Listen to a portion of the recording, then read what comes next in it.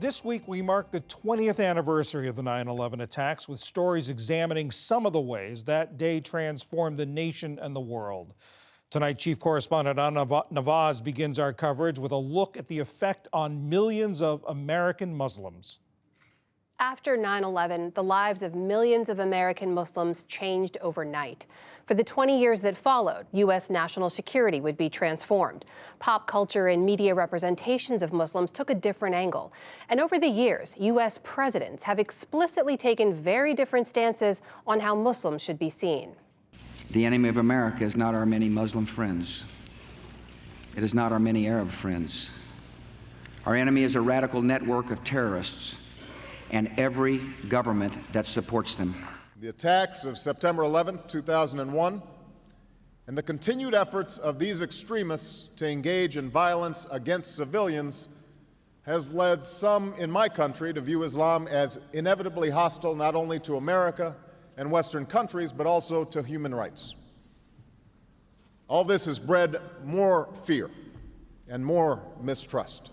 Donald J. Trump is calling for a total and complete shutdown of Muslims entering the United States until our country's representatives can figure out what the hell is going on.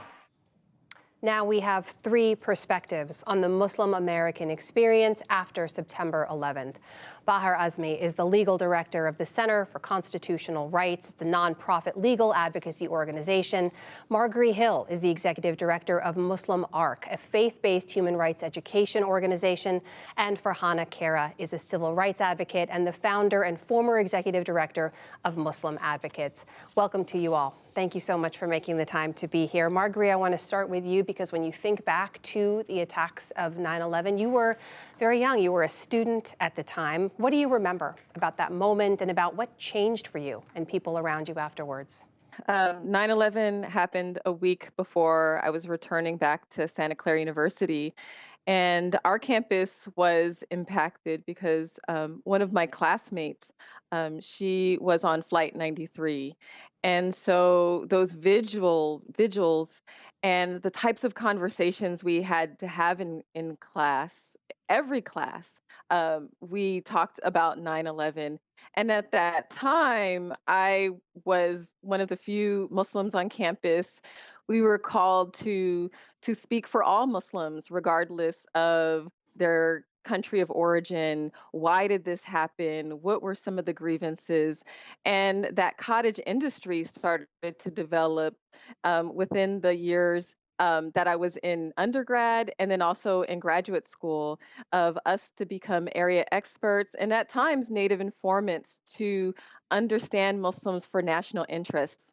Farhana, you were, I remember, one of very few Muslims working in the halls of power in Capitol Hill at the time. What do you remember about the immediate aftermath of that day for you? Yeah, that day is seared into my memory banks. And it's a day I'll never forget. I grew up in a small town in upstate New York, and in the America I grew up in, my faith was viewed as a curiosity, not a threat.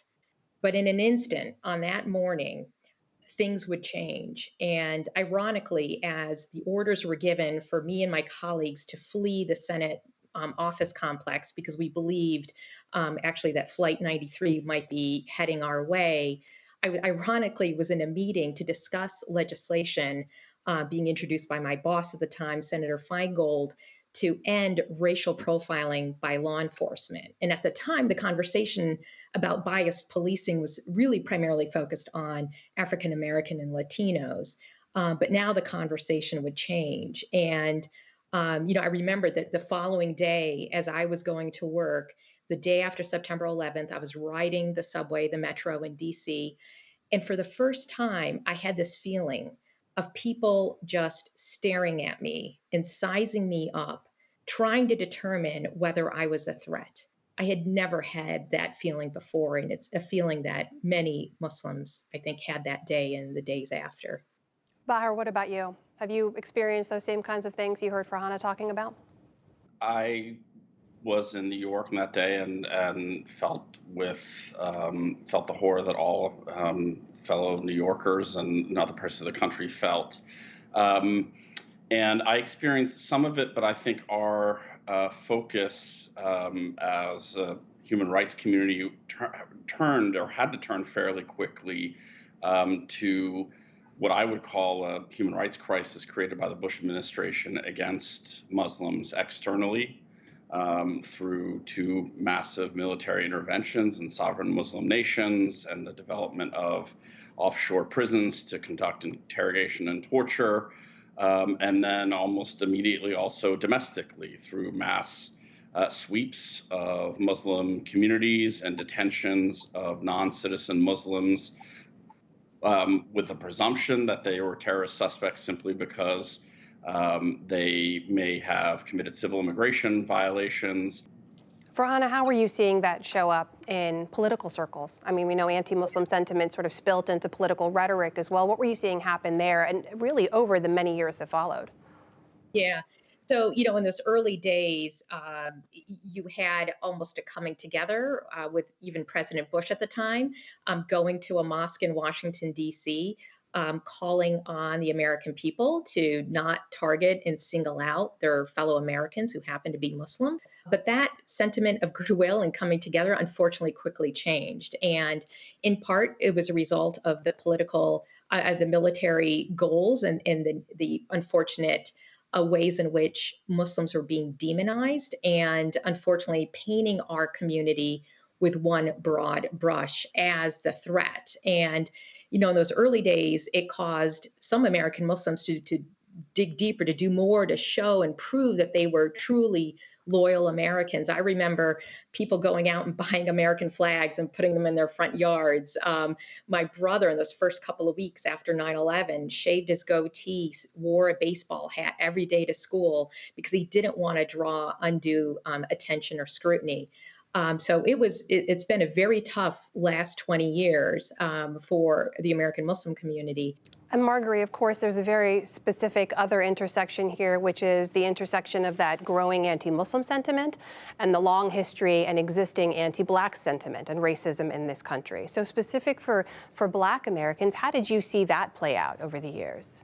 Yes, over the past 20 years, we've seen Black Muslims facing the intersecting levels of state violence, from police brutality to the loss of erosion of civil liberties and prisoners' rights. And those intersections often are sometimes erased or overlooked. And whether it comes from the kind of interpersonal experience or acts of discrimination within the Black community, which actually increased after 9/11, or sometimes the erasure of Black Muslims, which would overlook those cases of seeing that as Islamophobic, but also how anti-Black racism makes Black Muslim lives much more vulnerable to state violence. Bahar, you heard in the introduction there how the rhetoric changed from Muslims are not our enemies all the way up to candidate Trump saying a ban on all Muslims and then going on to win the presidency. I think a lot of people would look at that and think it's gotten worse. Do you think it's gotten worse or better over the years? I think the Bush administration's sort of broad, if not rhetorical, but political assault on Muslim populations here and abroad set the stage for Trump. And I think it caused both increasing toleration for outrages, a weakening of the sort of checks on executive power, and a culture of violence and othering that fed perfectly into what I would call a hard authoritarian's perspective, who could also say about the first Bush administration, you didn't do enough. And I'm going to be tougher, not just against Muslims, but against Black Americans, asylum seekers on the southern border, and all now undifferentiated others, not just Muslims. Farhana, 20 years later, there is now an entire generation of young American adults, including American Muslims, who don't have firsthand memories of that day, who did not live through the trauma, as all of us did. I wonder if you think they are different at defining themselves as this next generation of American Muslims. I do get the sense that the younger generation is, despite the fact that they've dealt with a lot of, frankly, hate and discrimination from a very young age, hate and discrimination that my generation, frankly, did not have to endure. I think in some ways it's made them tougher. It's made them want to stand up even stronger, be more vocal. It's really exciting to see the energy and the activism from the younger generation, whether it's in getting involved in the political process or creating their own organizations and getting involved, mobilizing their peers and others to push for change. And as a lot of communities, the next generation will lead the way, right? That is Farhana Kara, Marguerite Hill, and Bahar Azmi. Thank you so much for joining us. Thank you. Thank you. Thank you.